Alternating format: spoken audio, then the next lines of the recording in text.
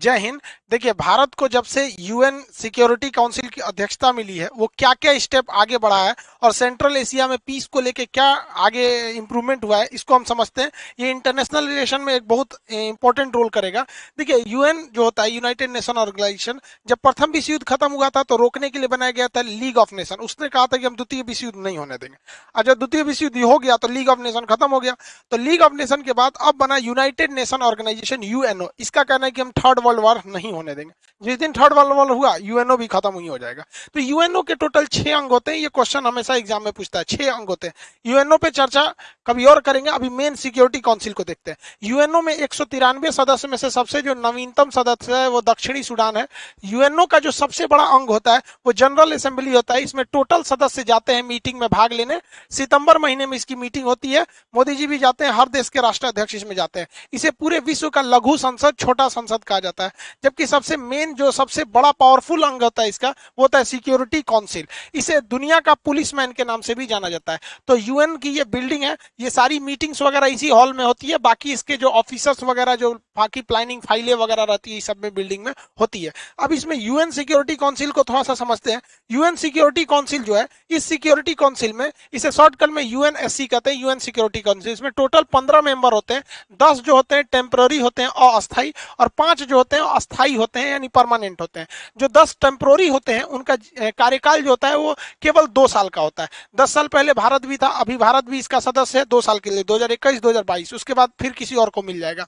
जो परमानेंट सदस्य होते हैं उनकी सदस्यता खत्म ही नहीं होती। जब तक यूएनओ रहेगा तब तक वो रहेंगे। इसमें 5 देश आते हैं, अमेरिका, ब्रिटेन, फ्रांस, रूस और चाइना। भारत इसमें नहीं आता है। हालांकि यह सदस्यता भारत को दी जा रही थी, किंतु भारत से उस समय आजादी के बाद बहुत ही ज्यादा पैसे की डिमांड थी, क्योंकि यूएन का खर्च उठाना पड़ता है। तो भारत को यूएन का खर्च नहीं उठाने की क्षमता नहीं थी। उसने, नेहरू ने क्या किया, कहा चाइना को ऑफर कर दिया। ये उनकी सबसे बड़ी भूल साबित हुई। तो हम लोग अस्थायी में, जो अस्थायी वालों को कोई खास पावर नहीं मिला होता है। अस्थायी सदस्य जो होते हैं, उन अस्थायी सदस्यों के पास एक विशेष पावर होता है।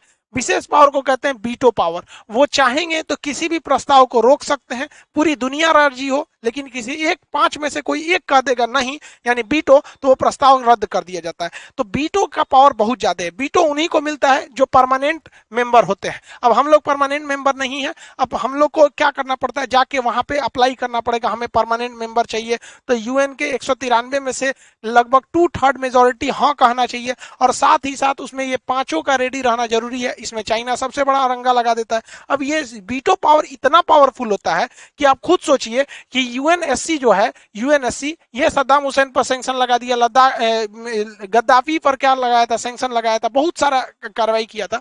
लेकिन 1971 में जब भारत पाकिस्तान का पूर्वी पाकिस्तान पर हमला करके उसे बांग्लादेश बनाया, तो यूएन में चाइना उठाने का मुद्दा किया था, इसको पाकिस्तान ने भी किया था, लेकिन रूस ने वीटो कर दिया कि नहीं, ये प्रस्ताव, इस पर चर्चा नहीं होगी, खत्म हो गया यहाँ पे।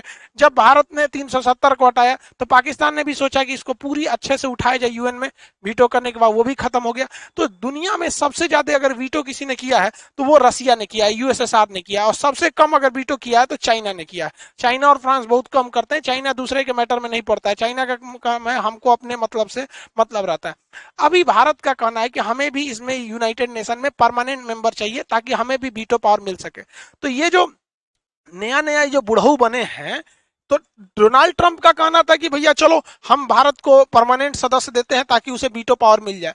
लेकिन ये जो बुढ़ऊ आए हैं, इनका कहना है कि भारत को हम परमानेंट सदस्य बना देंगे, लेकिन उसे वीटो पावर नहीं देंगे। मतलब समझ रहे हैं ये बुढ़ऊ का क्या कहना है, कि हम ब्याह करा देंगे लेकिन दुल्हन नहीं देंगे। तो सोचा ब्याह के लिए कौन फायदा है यहाँ पर, तो हम क्या करेंगे, अस्थायी सदस्यता। कभी कभी अमेरिका की हरकतें हमें यह सोचने के लिए मजबूर कर देती हैं कि रूस ही है हमारा परम मित्र। खैर, हमें यह भी प्रस्ताव नहीं ठुकराना चाहिए, क्योंकि अगर हमारे पास परमानेंट सदस्य हो जाएंगे, वीटो पावर नहीं मिलेगा, तो कम से कम परमानेंट सदस्य होने के नाते हर मीटिंग में हम हमेशा बैठेंगे। तो ऐसा थोड़ी है कि 2 साल के लिए बैठेंगे उसके बाद नहीं बैठेंगे, हमेशा बैठेंगे, प्रभाव रहेगा, फिर धीरे धीरे कर लेंगे। क्योंकि हमारे पास, देखिए, वीटो हम लोग ले लेंगे पहले, एक बार परमानेंट हो जाए, क्योंकि हमारे पास इसका अच्छा खासा एक्सपीरियंस है। अंग्रेजों से जब हम लोग आजादी मांग रहे थे 1919 में, तो जलियांवाला बाग हत्याकांड वगैरह हो गया, तो अंग्रेजों को लगा भारत वाला फिर पीट देगा सर, तो उन्होंने 1919 में आजादी नहीं दिया। उन्होंने कहा कि राज्यों का आधा शासन हम भारतीयों को दे रहे हैं, मतलब देश पूरी तरह अंग्रेजों के पास रहेगा, राज्यों का मेन चीज भी अंग्रेजों के पास रहेगा, और राज्य में कुछ एरिया में शासन करने का शक्ति भारत को दे देंगे, जिसे राज्यों का द्वैध शासन कहा गया। बाद में भारत ने 1935 में जो अधिनियम आया, भारतीयों का दबाव बना, कहा कि हम पूरा राज्य हमारे कंट्रोल में रहेगा और देश का भी आधा हिस्सा हम ही कंट्रोल करेंगे। तो धीरे धीरे 1935 में पूरा राज्य भारत के कंट्रोल में आ गया। भारत शासन अधिनियम द्वारा राज्यों को राज्यों में पूरी तरह से स्वायत्तता यानी डोमिनेंस दे दिया गया और केंद्र में भी आधा शासन भारतीयों ने कर लिया। और उसके बाद जब 15 अगस्त 1947 आया तो पूरा भारत कब्जा हो गया यहाँ पर, तो हम लोग का वापस ले लिए, उन लोगों को भगा दिए। तो धीरे धीरे ये हो जाएगा, तो हमें ये भी प्रस्ताव नहीं ठुकराना चाहिए यूएन का। अभी क्या है कि हम लोग उसके यूएनएससी के अध्यक्ष बने हुए हैं। अब ध्यान से समझिए, यूएनएससी जो होता है ये 15 सदस्य होते हैं। तो इसमें 15 सदस्य में से अल्फाबेट के हिसाब से, अल्फाबेटिक यानी वर्णमाला के हिसाब से क्या बनाया जाता है, अध्यक्ष बनाया जाता है यूएन सिक्योरिटी काउंसिल का। ये 15 रहते हैं, लेकिन इस मीटिंग का हेड कौन रहेगा, 1 महीना के लिए बनाया जाता है। उस हेड का इतना पावर रहता है ना कि वो मुद्दों को डिसाइड करता है कि ये मुद्दा उठने देंगे कि नहीं उठने देंगे। अब भाई मुद्दे नहीं उठेगा तो आप वीटो क्या कीजिएगा, तो मुद्दा उठेगा कि नहीं उठेगा ये डिसाइड करता है यूएन सिक्योरिटी काउंसिल का अध्यक्ष। तो इस बार अगस्त महीने की अध्यक्षता भारत को मिली है। अब ये केवल 1 महीने के लिए होती है। जून में यह अध्यक्षता जो थी वो चाइना के पास थी, जुलाई में एस्टोनिया के पास थी, अभी अगस्त में भारत के पास आया। अब सितंबर में यह आयरलैंड के पास चला जाएगा। अब इस अध्यक्षता का कितना बड़ा फायदा होता है ऐसे ही समझिए, जब 2019 में भारत ने 370 को हटाया था तो पाकिस्तान यूएन में चला गया सिक्योरिटी काउंसिल में। अब चूंकि डिक्सन आयोग और सिक्योरिटी काउंसिल के पास ये मामला अधीन है, अब उस पर कुछ विचार होता, हो सकता है यूएन ऑर्डर कर देता कि आप 370 नहीं हटा सकते, या कुछ भी हो सकता था। Always ready for worse condition. तो ये भैया आप किसके पास जाइएगा, इन 15 में से आपको सबसे पहले अध्यक्ष के पास जाना पड़ेगा, जो 1 महीने के लिए प्रेसिडेंट बनता है, जो चीफ बनता है उसका, कि भैया ये मुद्दा उठाइए तब चर्चा करेंगे। पोलैंड ने कहा भाग ससुरा, हमको नहीं पता कश्मीर उश्मीर का मैटर, तुम लोग हटाओ। मुद्दे नहीं उठने दिया, पाकिस्तान खिसिया नहीं, बिल्ली खंबा नोचे। अब भारत के लिए समझिए क्या है कि भारत अगस्त 2020 में, अभी 21 में, अभी तो अध्यक्ष ही है, फिर हम लोग को अध्यक्षता मिलने वाला है दिसंबर 2022 में। यानी अधूरा काम अभी निपटा देते हैं, अभी देखते हैं क्या क्या काम हुआ है और एक काम आगे निपटा देंगे। अब सोचिए हम लोग टेम्पोररी 1 महीना के लिए हो रहे हैं तो कितना पावर है, जिसके पास वीटो पावर परमानेंट होगा उसके पास कितना पावर रहता होगा। हालांकि इसी साथ ही हम लोग 1 महीना के लिए यहाँ अध्यक्ष भी हैं और अस्थायी सदस्य भी हैं हम, क्योंकि ये जो होता है अस्थायी सदस्य, इसकी सदस्यता 2 साल के लिए होती है। तो इसी साल हम लोग बने हैं 2021 से 22, 2 साल तक हम लोग रहेंगे। तो अभी हम लोग तो इसमें अस्थायी सदस्य भी रहने वाले हैं, तो ये हम लोग के लिए फायदेमंद है। लेकिन हम लोग को परमानेंट सदस्यता के साथ साथ वीटो रहना जरूरी है, ताकि देश हम लोग का इंटरनेशनल लेवल पर एक मजबूत स्थिति में आ सके। जैसे भारत को 1 महीना के लिए सदस्यता मिली, अफगानिस्तान के मैटर को लेकर चाइना और पाकिस्तान एग्रेसिव हो रहे हैं क्योंकि वो भारत को घेरना चाहते हैं। तो यूएन में भारत सरकार ने क्या किया, मुद्दा उठा दिया कि अफगानिस्तान का मामला, अफगानिस्तान का जैसे मामला उठाया तो भारत अध्यक्ष है, खुल के बोल नहीं सकता है क्योंकि अध्यक्ष को सबको लेके चलना पड़ता है, तो बाकी कसर पूरा कर दिया अशरफ गनी ने। तो भारत ने एक प्रस्ताव पारित करा लिया और सारे देशों से ये राजी करा लिया वहां पर यूएन सिक्योरिटी काउंसिल में कि अगर तालिबान कब्जा भी कर लेता है अफगानिस्तान में तो उसे कोई देश मान्यता नहीं देगा। तो जो तालिबान सोच रहा है पॉलिटिकल मान्यता के लिए, अब वो उसको नहीं मिल पाएगा क्योंकि इस पर पूरी तरह से प्रेस रिलीज करके ऑफिशियली साइन भी कर दिया गया है इस पर। अब इधर इस बीच मीटिंग हो ही रही थी ताकि अफगानिस्तान ने भी मुद्दा उठा दिया कि तालिबान में अगर शांति चाहिए, अफगानिस्तान में अगर शांति चाहिए तो तालिबान को काउंटर करने के लिए पाकिस्तान पर बैन लगाना पड़ेगा। तो इन लोगों ने पाकिस्तान पर ट्रेड सैंक्शन थोपने चालू कर दिया है। अब पाकिस्तान के ऊपर दबाव है कि अगर आपको सेंट्रल एशिया में व्यापार करना है तो अफगानिस्तान आपको जमीन नहीं देगा, अपना प्रयोग करने नहीं देगा, क्योंकि आप तालिबान के लिए जा रहे हैं। तो पाकिस्तान जो है एक और भारत से तो सैंक्शन लगा ही दिया, उधर से अफगानिस्तान लगा दिया, ईरान पे जाएंगे तो अमेरिका इनको ठोक देगा, बेचारा घिर गया है यहाँ पे। अब इसके लिए केवल इसका अब्बा बचा हुआ है चाइना।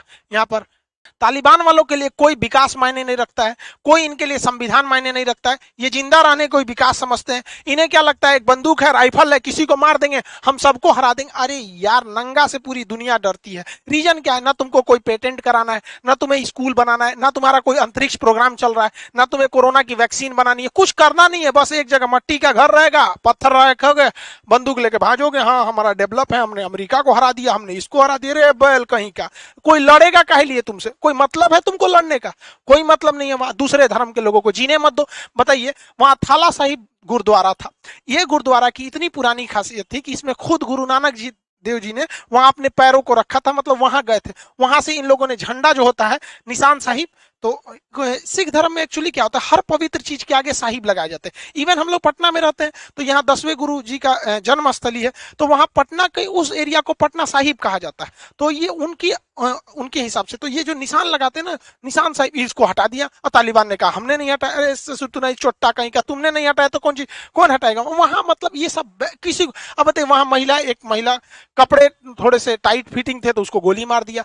दुकान पे महिलाएं काम नहीं कर सकती हैं और ये लोग ससुरदीन बाद गोलियां चलाएंगे लोग। अफगानिस्तान की स्थिति को ये बर्बाद कर देंगे। हद देखिए, OIC इस्लामिक ऑर्गेनाइजेशन कंट्री 57 देश है, इनका कहना है कि मुसलमानों की भलाई के लिए काम कर रहे हैं। अब जरा सोचिए कि क्या तालिबान आ जाएगा तो वहां डेवलप होगा, इंडस्ट्री जाएंगे, डेवलपमेंट होगा, GDP बढ़ेगी? कुछ नहीं होगा। ये लोग उल्टा सीधा नियम लगाएंगे, लेकिन ये लोग चुप हैं। इन लोगों को कब बोलना रहता है? केवल फिलिस्तीन के मैटर पे, और कोई तो इनको दिखता भी नहीं है यहाँ पर मैटर। यहाँ अब देखिए ये तालिबान वाले क्या करेंगे, सब हम लोग के ऊपर अटैक करेंगे। सर इंडिया के जितना पैसे इन्वेस्ट किया है उस पर अटैक करेंगे। हम लोग का क्या जाता है अफगानिस्तान में? अफगानिस्तान में हम लोगों ने सलमा डैम बनाया। अब ये सलमा डैम हरी नदी पर है, याद रखिएगा, ये करंट अफेयर में क्वेश्चन बन जाएगा, हरी नदी पर है। इस डैम को बनाने में 290 बिलियन डॉलर का खर्चा, मिलियन डॉलर का खर्चा आया था। 2016 में इसे बनाएगा। अब तालिबान इस डैम पर हमला करना चाहता है। उस घोंचू को यह नहीं पता है कि इस डैम पर अगर हमला करेगा, इस डैम टूटेगा तो क्या हाल होगा। इस डैम से कितना फायदा आप सोचिए। इस डैम से 640 क्यूबिक मीटर पानी मिलता है पीने के लिए। वहां पर अफगानिस्तान में पानी, भूखमरी, ये सब की बहुत बड़ी समस्या, पथरीला जगह। खेती के लिए 2 लाख हेक्टेयर जमीन को खेती के लिए उपजाऊ बनाया जाता है, जिससे कि वहां के लोगों को अनाज मिलता है। ये बैल बांध तोड़ देंगे सब, 2 लाख हेक्टेयर जमीन से खेती खत्म हो जाएगी, अनाज नहीं मिलेगा उन लोग को। बिजली मिलती है 48 मेगावाट का, अफगानिस्तान के लोगों की बिजली चली जाएगी। बाढ़ का जो संकट आएगा, अलग संकट आएगा। लेकिन इनको क्या समझ में आता है? इनको तो धुन सवार है, हम ही जीतेंगे। अरे यार, हालांकि अमेरिका इन पर टाइम टू टाइम बॉम्बिंग करते रहता है अपना B-52 बॉम्बर के द्वारा। ये एक्चुअली ये बहुत बड़ा बॉम्बर होता है, इसमें बमों की कोई कमी नहीं होती है। और अफगानिस्तान वालों के पास जो है वो एयरफोर्स है नहीं, रडार है नहीं, खाली ऐसे धुकुर जमीन पे वो मारते हैं सब। रीजन क्या है कि अफगानिस्तान पूरी तरह से पहाड़ है। अब पहाड़ पे आपको आइडिया नहीं है कौन गली किधर जाएगा, कौन नाला किधर आएगा। वो पहाड़ में जहां तक खोद के ऐसा मार देंगे। उन सबको क्या चाहिए? अफगानिस्तान के तालिबान वालों को 3 टाइम खाना चाहिए बस। उसके जब उनका सपना कौन सा है? बहुत बड़ा तो है नहीं, को आएगा उनसे लड़ जाओ। यहाँ पर ये आज भी 12वीं सदी की तरह जी रहे हैं सब वहां पर। अब यहाँ पे अमेरिका जो है वो अपना विमान वाहक पोत रोनाल्ड रीगन भी तैनात कर दिया है अरब सागर में। वहां से ये उड़ान भरते हैं और पाकिस्तान के ऊपर जाके अफगानिस्तान पे बॉम्बिंग करके चले आते हैं। हालांकि ये हमले का होना जरूरी है, क्योंकि जब ये शुरुआती स्ट्राइक अमेरिका कर देता है तो उसके बाद अफगानिस्तान की एयरफोर्स जो बम्बार्डियर जहाज लेके आती है और तालिबान वालों को धो देती है। हालांकि अफगानिस्तान की फोर्स जो है वो इनको काउंटर करने के लिए सही है, लेकिन एयरफोर्स का अटैक होना जरूरी है। अब अमेरिका जो है ये ससुरा कुछ बोलता है। देखिए ध्यान से, ये बुढ़ऊ को कुछ हो गया है, ये बुढ़ऊ सनक गया है। इस बुढ़ऊ का कहना है कि 31 अगस्त के बाद हम बम्बार्डमेंट भी रोक देंगे। अब भैया बम्बार्डमेंट रोक देगा तो अफगानिस्तान सरकार फंस जाएगी। अफगानिस्तान सरकार ने कह दिया है कि एक लॉन्ग टाइम सिविल वॉर के लिए वहां के लोग रेडी रहे। सिविल वॉर में सीरिया का क्या हुआ, यमन, लीबिया, इराक क्या हुआ, सब चौपट हुए सब। अब अफगानिस्तान भी चौपट होगा। इन लोग को लगता है कि हम जीत जाएंगे, एक्चुअली ये जीता नहीं है। अमेरिका को लोग कहते हैं कि हार के चला गया। अरे यार एक बात बताओ, मुकेश अंबानी का 10 करोड़ रुपया कहीं गिर जाए तो या आप पॉकेट मार लीजिए तो कहेंगे हाँ हाँ मुकेश अंबानी गरीब हो जाए। उसके लिए क्या मायने रखता है? कुछ बहुत मायने। अफगानिस्तान को तो चौपट कर गया। अब यहाँ अफगानिस्तान की सेना का खुला कहना है कि भारत हमें एयरफोर्स से मदद करे, क्योंकि अमेरिका अगर बम्बार्डमेंट करके चला जाएगा तो भारत को बम्बार्डमेंट करना जरूरी है, क्योंकि तालिबान का स्पीड रोकना जरूरी है। हालांकि तालिबान पूरी तरह से कब्जा नहीं कर पाएगा, लेकिन पूरी तरह तालिबान को खत्म भी नहीं किया जा सकता। अब उस तालिबान वालों ने क्या किया, भारत ने MI-24 हेलीकॉप्टर दिया था, ये अटैक हेलीकॉप्टर है। अब अफगानिस्तान की एयरफोर्स इसको अपने बेस पर खड़ा की हुई थी और कहीं गई थी, इसी बीच तालिबान वाले आ गए सब और इस एयरबेस पे कब्जा कर लिया। इसमें एक अटैक हेलीकॉप्टर भी चला गया। हालांकि देखिएगा ये सर्विसिंग में था, इसका रोटर ब्लेड नहीं है। अब इन लोग का क्या मतलब है, क्या पता इस सुझाव में गमछा बांध के उड़ा दे सभी सब अलगे कैटेगरी के वैज्ञानिक। हालांकि उड़ा नहीं पाएगा, से गिरा देगा सब। तब चचा उड़ा दीजिएगा, कोई ठीक नहीं है इन का। लेकिन ये अफगानिस्तान के लिए बहुत सैड है कि आपके एयरबेस पर आके कब्जा करके हेलीकॉप्टर लेके चले जा रहा है। अब ये देंगे सब नहीं, इसको तो भड़का देंगे सब, लेकिन ये उनके लिए गलत है, अफगानिस्तान वालों के लिए। अब भारत सरकार इसमें क्या करेगी? भारत सरकार डायरेक्ट हमला करेगी नहीं, क्योंकि भारत सरकार को लगता है कि तालिबान से खुला दुश्मनी नहीं ले। अरे यार आप पहचानिए, तालिबान को अगर भारत अपना सर काट के दे देगा ना, तालिबान भारत का नहीं हो सकता है, क्योंकि जिनके ऊपर धर्म का नशा चढ़ जाता है उनको कुछ नहीं दिखता है। ना उनको सलमा डैम दिखेगा भारत ने बनाया, ना उनको हाईवे दिखेगा जो भारत ने गारलैंड हाईवे से कनेक्टिविटी के लिए जो बनाया था जरांज से लेकर, ना उन्हें बिजली घर दिखेगा, ना सड़क दिखेगा, ना संसद भवन दिखेगा, ना मेडिकल, कुछ भी नहीं दिखेगा उनको। उनको बस ये दिखेगा भारत है, भगाओ इसको, पाकिस्तान हमारा मदद कर रहा है, जबकि वो कुछ कर रहा है। तो भारत सरकार को इसमें खुलकर आना चाहिए, कुछ नहीं करना है। हमारा डबल सीट का, भारत में जितने भी जहाज है ना डबल सीट के हैं, और जितने पुराने बम्बर जहाज हैं, अब देखिए बम्बर जहाज ही यहाँ काम आ सकते हैं। अब सुखोई ये मिग जहाज है, मिग जहाज स्ट्राइकर जहाज है, हवा में मारता है, मल्टी रोल हो जाता है। ये आपका मिग 21, हालांकि ये भी पुराना है, लेकिन ये हवा से हवा में मार करने के लिए, तो बम्बर इसमें बम रखने की जगह नहीं होती, मिसाइल रखने की जगह होती। राफेल ये मल्टी रोल है, थोड़ा थोड़ा बम भी रखता है और हवा से हवा में मारने के लिए ये सब है। सब हमारे पास ड्रॉपिंग बॉम्बिंग के लिए जगुआर है। अब जगुआर पुराना हो गया, भारत सरकार को यूएई से बात करना चाहिए कि यूएई के पास 27 जगुआर है जो उसे रिटायर कर चुका है। यूएई से वो जहाज ले ले और वो जहाज क्या करे, अफगानिस्तान को गिफ्ट कर दे, और कुछ गिफ्ट करके उनको ट्रेनिंग देने की जरूरत नहीं है। भारत के पायलट ही इसमें बैठेंगे, अगवा बैठ जाएगा भारत का पायलट, इसमें 2 पायलट बैठते हैं, अगवा बैठ जाएगा भारत का पायलट, अब पिछवा बैठता है बम गिराने वाला, तो वहां अफगानिस्तान वाले को बैठा देना है, कुछ करना नहीं होगा, कद न देखे ललका बटन ये टिपते रहना, ठीक है। अब आगे भारत वाला चलाएगा, कहेगा टिप दे, हे चाचा चिप टिपिए, अफगानिस्तान वाला भाई टिपिए, दाएं दाएं गिराते रहो। यहाँ पे अफगानिस्तान से लड़ रहे तालिबान के पास एयरफोर्स नहीं है, वो कोई सा भी कोई जहाज उड़ा दीजिए वो नहीं मार के नहीं गिरा पाएंगे सब, वो अफगानिस्तान वाले मतलब तालिबान वाले। भारत की पूरी कोशिश है कि जब 2022 के लास्ट में भारत को यूएन की एससी की जो चीफ की जो कुर्सी मिलेगी, फिर अभी अगस्त में जो मिला है उसमें हम लोग बहुत काम नहीं कर पाएंगे, आधा अगस्त तो निकल गया वहां पर। तो भारत यूएनएससी में, यूएन सिक्योरिटी काउंसिल में चाहता है कि तालिबान के खिलाफ पीस कीपिंग फोर्स उतार दे। पीस कीपिंग फोर्स जो होती है यूएन की, इनके पास इसमें पूरी देश की सेना होती है। अब पीस कीपिंग में भारत की भी सेना जाएगी, ससुरा पाकिस्तानियों की फौज जाएगी, चाइना वाले की भी फौज जाएगी, तब तालिबान क्या कहेगा? तो भारत की सबसे बड़ी जीत हो जाएगी अगर अफगानिस्तान में उतार दिया जाए यूएन की पीस कीपिंग फोर्स। और भारत की भी चाल यही है, आप यकीन मानिए। 2022 दिसंबर 2022 यानी आज से 1.5 साल बाद यूएन उतरेगा वहां पर, जिस तरह से माली में, सूडान में, युगांडा में, अलग अलग जगह पे यूएन सिक्योरिटी काउंसिल की फौज उतरी है और इसमें सारे देश रहते हैं और इसका चीफ वही रहता है, मतलब कमांडर वही रहता है जिसकी सेना ज्यादा रहती है। भारत उतार देगा ज्यादा। अब पाकिस्तान वाले, रे पाकिस्तानी चल चल मार उधर, पाकिस्तान बलूचिस्तान रेजिमेंट मार उधर, अब उन्हीं सबको आगे कर देगा भारत। चल चाइना वाला पहले तुम आगे चल, पाकिस्तान वाला तुम चल, मारेगा तो तालिबान तुम्हारे पे भड़केगा, नहीं मारेगा तो तालिबान साला किसी को नहीं पहचानता है। तो भारत की ये डिप्लोमेटिक जीत होगी अगर वहां पे पीस कीपिंग फोर्स को उतार दिया जाएगा तब। हालांकि चाइना जो है वो, पाकिस्तान, ये कभी नहीं चाहते हैं ये दोनों कि भारत यहां अफगानिस्तान के मैटर में एंट्री करे। इसलिए हम आपको एक वीडियो में बनाए थे कि रूस ने बनाया था एक ट्रोइका नाम है। ट्रोइका क्या है भाई? तो ट्रोइका 3 देशों का एक संगठन था जिसमें अमेरिका था, चाइना था और रूस था। लेकिन रूस ने कहा कि भैया इसमें अन्य देशों को मिलाना चाहिए, तो ट्रोइका प्लस करके इंडिया, पाकिस्तान और ईरान को भी इनवाइट किया गया। अब क्या है, अमेरिका ने कह दिया कि ईरान नहीं आना चाहिए, तो ईरान विरोध कर दिया। और पाकिस्तान और चाइना कह रहे हैं कि भारत नहीं आना चाहिए। तो भैया रूस जो है ना, चाइना के दबाव में आके रूस ने भारत को ट्रोइका की मीटिंग से बाहर कर दिया। हालांकि ट्रोइका बहुत बड़ा चीज तो, संगठन तो है नहीं, एक मीटिंग का नाम था, लेकिन इससे भारत को बाहर करना मतलब चाइना के प्रभाव को दर्शाता है। तो भारत भी चुप थोड़े बैठेगा यहाँ पर। भारत ने समझ गया कि इसमें पाकिस्तान का हाथ है। तो यूएनएससी की जो मीटिंग थी, यूनाइटेड नेशन सिक्योरिटी काउंसिल की मीटिंग में, उसमें भारत के जो त्रिमूर्ति साहब है, इन्होंने पाकिस्तान को बाहर कर दिया। अब पाकिस्तान कह रहा है कि एज यूजुअली हमको तो पता ही था कि भारत आ जाएगा तो पाकिस्तान को यही करना पड़ेगा। और पहली बार, इतिहास में पहली बार कि यूएन के सिक्योरिटी काउंसिल की अध्यक्षता की कुर्सी पर बैठ के भारत के प्रधानमंत्री ने भाषण दिया। तो मोदी जी ने यहाँ बैठ के, देखिए तो मोदी जी दिख रहे हैं यहाँ पर, मोदी जी बैठ के भाषण दिए। अब इसमें तो सब चीज प्री प्लान रहती है। चाइना ने अपने सबसे छोटे अधिकारी को भेज दिया, कोनो आईएएस रैंक के, मतलब वहां के अधिकारी को, ताकि मोदी जी की बेइज्जती हो सके। अब मोदी जी ठहरे, मोदी से, अरे यार मोदी है, मोदी, उन लोगों को पता नहीं आता है। मोदी जी ने कहा कि चाइना तू हमारा बेइज्जती करेगा। इन्होंने उठा दिया यूएन में, कौन सा मीटिंग में, मेरी टाइम बाउंड्री का मुद्दा, कि भैया समुद्री व्यापार सुगमता से होने चाहिए, किसी की जहाज को कोई देश न डुबाए। अब इसमें इशारा पर हमला हो गया चाइना पर।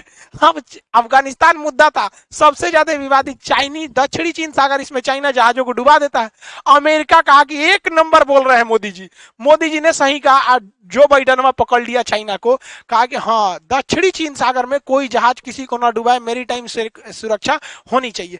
तो ये बहुत बेहतरीन काम किया। तो आप सोच सकते हैं कि 1 महीना के लिए भारत को अध्यक्षता मिला और 2 साल के लिए भारत अस्थायी सदस्य बना है, तो इतना बड़ा तांडव कर सकता है। जो चाइना बहुत कूद रहा था यहाँ दक्षिणी चीन सागर को, इशारों इशारों में वहां पूरी दुनिया का ध्यान अगर आकर्षित कराया जा सकता है, तो वह दिन सोचिए कि जब हम भारत को अस्थायी सदस्यता मिल जाए और बीटो मिल जाता, तो हम अब तक यूएन में भारत क्या करता, पीस कीपिंग फोर्स उठा देता। और ये एक ऐसी गलती थी जो जवाहरलाल नेहरू की, जो हम कभी नहीं भूल सकते हैं। हालांकि उस समय देश की अर्थव्यवस्था भी बहुत खराब थी, जितना पैसे की रिक्वायरमेंट थी भारत अभी भी उतना पैसा नहीं देता है। भारत का उसमें योगदान 1.7% के आसपास है, बहुत कम योगदान है यूएन में, लेकिन बाकी अन्य जगहों से यूएन देता है। लेकिन नेहरू को भी सोचना चाहिए कि हम पैसों की भरपाई कर सकते थे, लेकिन ये पावर तो कभी नहीं आ सकता था हम लोगों के पास। तो भारत सरकार को भी ये सब चीजों को दबाव बनाना चाहिए। हालांकि पल पल जो ये बदलते रहता है, अभी बाइडन ट्रंप था तो कह रहा था कि भारत के पक्ष में रहेंगे, बुढ़ऊ को कुछ हो गया, वैक्सीनों रोक दिया था कुछ कुछ दिन पहले। और एक सूचना सुनिए क्लास से रिलेटेड, क्लास जो है वो 17 अगस्त से खुल जाएगा, क्योंकि बिहार गवर्नमेंट ने ऑर्डर दे दिया। वैक्सीन वगैरह लेके ही आएंगे कोरोना गाइडलाइन का पालन करते हुए। और बिहार दरोगा वगैरह की जो वैकेंसी है उसको ध्यान में रखते हुए उसके भी क्रैश कोर्स के बैच बहुत जल्दी विद इन 1 वीक लॉन्च कर दिए जाएंगे। बहुत से लड़कों का कहना है कि सर एप्लीकेशन पे एडमिशन नहीं हो रहा है। देखिए एप्लीकेशन पे जगह ही नहीं है, जिनका एडमिशन है उनका प्रॉपर क्लास ही नहीं हो पा रहा है। फिर भी बहुत से लड़के हैं जिनका एग्जाम पास है, तो उनका कहना है कि सर हमको कुछ रिकॉर्डेड ही क्लास प्रोवाइड कर दीजिए। तो कुछ ऐसे क्लास है जिसमें 50% क्लास रिकॉर्डेड है, 50% लाइव में रहेंगे, तो उसको खोल दिया गया। बहुत आप जाके उसमें एडमिशन ले सकते हैं, बहुत सिंपल है। डिस्क्रिप्शन में लिंक है खान सर ऑफिशियल एप्लीकेशन का, वहां जाएंगे और जितना जल्दी होना होगा कर लेंगे, क्योंकि फिर बहुत जल्दी भर जाते हैं सीट, फिर हम कुछ नहीं कर पाते हैं, फिर आप लोग कहने लगते हैं कि जगह नहीं है ये वगैरह ऐसा। आई होप आप इसे समझे होंगे। जिनको जिनको एग्जाम जल्दी है, नजदीक है, वो उसमें जाके एडमिशन ले सकते हैं। जो जो भी बैच है अब हम उसको अलाउ कर देंगे। मिलेंगे नेक्स्ट क्लास में। जय हिंद।